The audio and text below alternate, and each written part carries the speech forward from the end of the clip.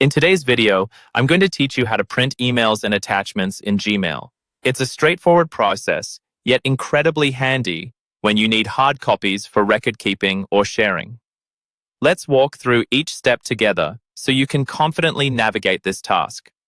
First, you'll want to open Gmail and find the email you need to print. Make sure you're logged into your account and have navigated to your inbox. Opening the specific email is your starting point and sets you up for the next steps by getting the content ready to print. If you're dealing with multiple emails, a good tip is to organize them first, maybe by labeling or starring them for easy access. Once you have your email open, look towards the top right corner. You'll notice an icon that looks like 3 vertical dots. This is known as the More icon. This icon is a gateway to additional options, so go ahead and click on that. It's always a good idea to familiarize yourself with this menu as it can come in handy for various email actions beyond just printing. After you click on the More icon, a drop-down menu will appear. From this menu, you'll need to select the Print option.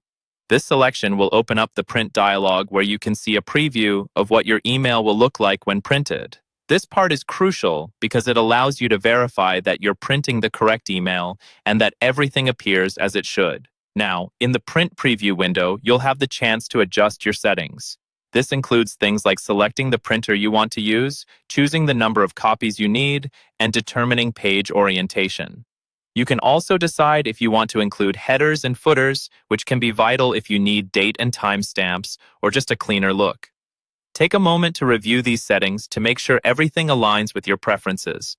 Once you're satisfied with the settings, it's time to click the Print button. This will send your email to the printer, and soon enough, you'll have a physical copy right in your hands. Remember, if your printer has specific requirements, such as paper size or print quality settings, make sure these are set up before you click Print. And there you have it. You know now how to print an email in Gmail.